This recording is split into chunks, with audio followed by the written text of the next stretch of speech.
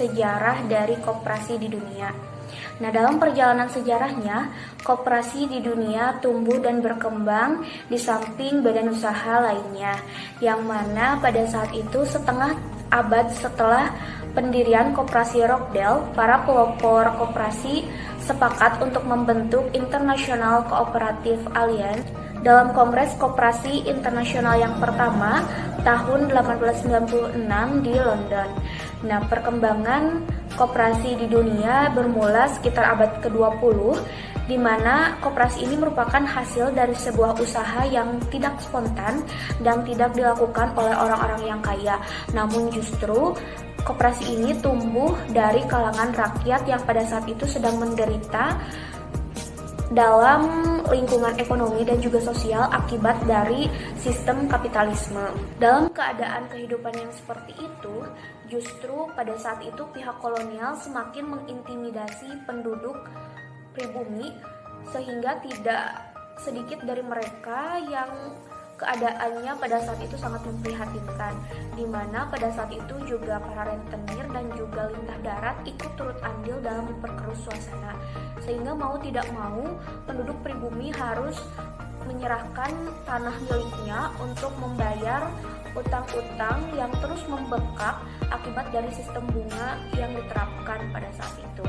Dan sistem kolonialisme yang ada pada saat itu sangat membuat masyarakat pribumi sengsara dan membuat mereka berpikir bagaimana ya cara supaya mereka bisa keluar dari kehidupan yang seperti itu gitu.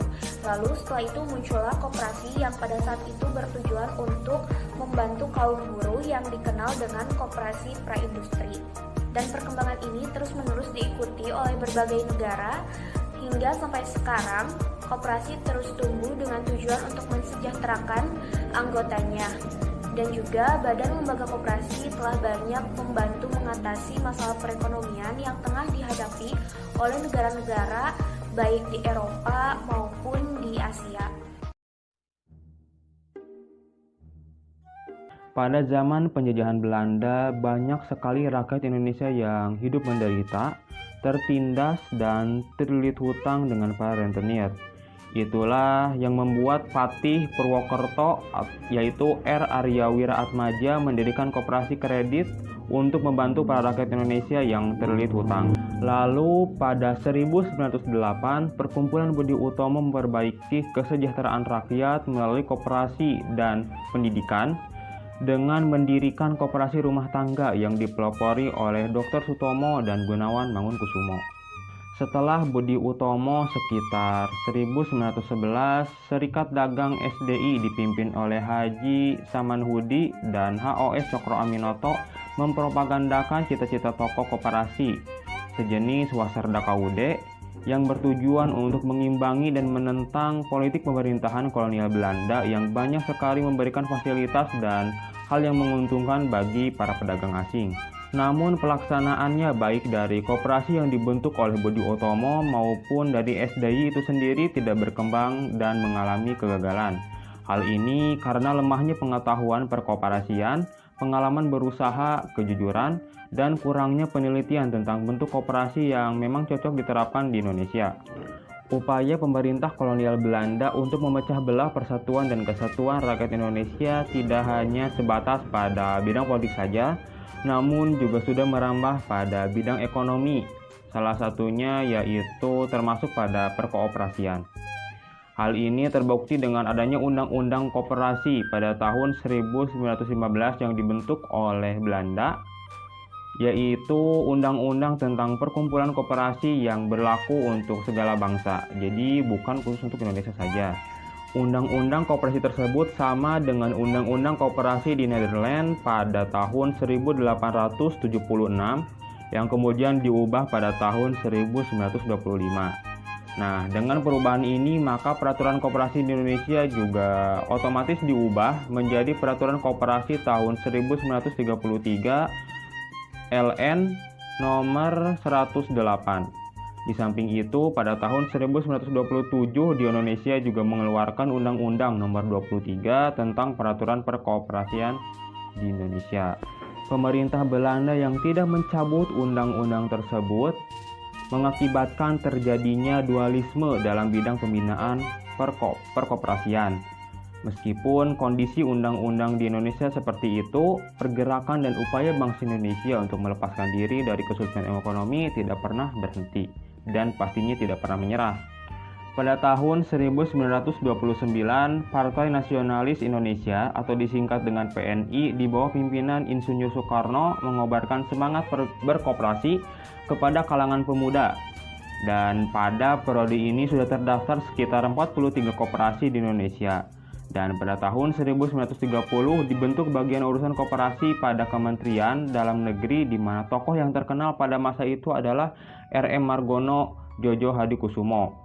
Lalu pada tahun 1939 dibentuk Jabatan Koperasi dan Perdagangan Dalam Negeri oleh pemerintahan. Dan pada tahun 1940 di Indonesia sudah ada sekitar 657 koperasi dan sebanyak 574 koperasi merupakan koperasi kredit yang bergerak di pedesaan maupun di perkotaan. Setelah itu pada tahun 1942 pada masa kedudukan Jepang, keadaan perkoperasian di Indonesia mengalami kerugian yang sangat besar bagi pertumbuhan koperasi di Indonesia itu sendiri, yang disebabkan oleh pemerintah Jepang yang mencabut Undang-Undang Nomor 23 dan menggantikannya dengan Kumini atau koperasi model Jepang yang hanya merupakan alat Jepang sendiri untuk mengumpulkan hasil bumi dan barang-barang yang memang dibutuhkan oleh Jepang. Keinginan dan semangat untuk berkoperasi yang hancur akibat politik pada masa kolonial Belanda dan dilanjutkan oleh sistem Kumini pada zaman penjajahan Jepang. Lambat laun setelah itu Indonesia merdeka kembali menghangat. Apalagi dengan adanya Undang-Undang Dasar Republik Indonesia tahun 1945 pada pasal 33 yang menetapkan bahwa koperasi sebagai sokok guru perekonomian Indonesia, maka kedudukan hukum koperasi di Indonesia benar-benar menjadi lebih baik dan lebih mantap. Dan saat itu Muhammad Hatta yang menjabat sebagai Wakil Presiden Indonesia yang pertama lebih intensif mempertebal kesadaran untuk berkoperasi bagi bangsa Indonesia serta memberikan banyak bimbingan dan motivasi kepada gerakan koperasi agar meningkatkan cara usaha dan cara kerja mereka. Dan atas jasa-jasa yang telah diberikan, maka Muhammad Hatta diangkat sebagai Bapak Koperasi Indonesia. Kemudian ada beberapa kejadian penting yang mempengaruhi perkembangan koperasi di Indonesia. Yang pertama, pada tanggal 12 Juli 1947 dibentuk SOKRI atau Sentral Organisasi Koperasi Rakyat Indonesia dalam Kongres Koperasi Indonesia 1 di Tasikmalaya, sekaligus ditetapkannya sebagai Hari Koperasi Indonesia. 2. Pada tahun 1960 dengan Inpres nomor 2, koperasi ditugaskan sebagai badan penggerak yang menyalurkan bahan pokok bagi rakyat. Dengan Impres nomor 3, pendidikan koperasi di Indonesia ditingkatkan baik secara resmi di sekolah-sekolah maupun dengan cara informal melalui siaran media massa dan lain-lain yang dapat memberikan informasi serta menumbuhkan semangat berkoperasi bagi rakyat. 3. Lalu pada tahun 1961 dibentuk Kesatuan Organisasi Koperasi Seluruh Indonesia yang disingkat dengan KOKSI. 4. Pada tanggal 2-10 Agustus 1965 diadakan Musyawarah Nasional Koperasi atau Munas Kop 2 yang mengesahkan Undang-Undang Koperasi Nomor 14 Tahun 1965 di Jakarta. 5. Pada tanggal 18 Desember 1967, Presiden Soeharto mengesahkan Undang-Undang Koperasi Nomor 12 Tahun 1967 sebagai pengganti Undang-Undang Nomor 14 Tahun 1965. 6. Pada tahun 1969 disahkan Badan Hukum terhadap Badan Kesatuan Gerakan Koperasi Indonesia atau GERKOPIN dan di nomor 7. Lalu pada tanggal 9 Februari tahun 1970 dibubarkannya GERKOPIN dan diganti dengan dibentuknya Dewan Koperasi Indonesia atau DEKOPIN. Dan pada tanggal 27 Oktober 1992 disahkan Undang-Undang Nomor 25 Tahun 1992 tentang perkoperasian. Undang-undang ini merupakan landasan yang kokoh bagi koperasi Indonesia yang akan datang.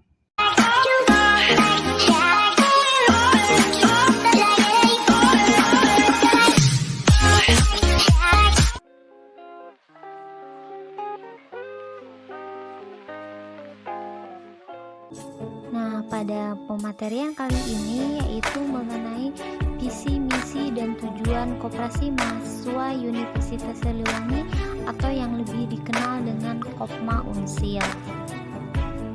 Visi dan misi Kopma Unsil. Visi, menjadi koperasi mahasiswa berbasis digital dengan kooperatif people yang berdaya saing dan bersinergi. Misi, yang pertama mengupgrade sistem pendidikan dan bisnis koperasi.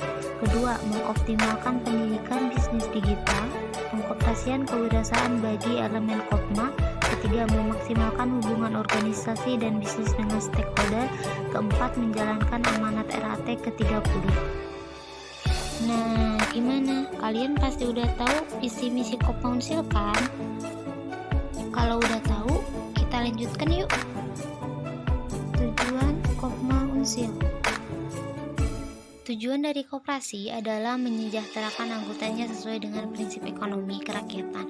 Berikut fungsi dan tujuan koperasi sebagaimana diatur dalam pasal 3 dan 4 Undang-Undang Pengkoperasian. 1. Membangun dan mengembangkan potensi dan kemampuan ekonomi anggota pada khususnya serta masyarakat pada umumnya untuk meningkatkan kesejahteraan ekonomi dan sosial. Kedua, berperan secara aktif dalam upaya meningkatkan kualitas kehidupan masyarakat. Ketiga, yaitu memperkukuh perekonomian rakyat sebagai dasar kekuatan dan ketahanan perekonomian nasional dengan koperasi sebagai saka gurunya. Yang keempat, berusaha mewujudkan dan mengembangkan perekonomian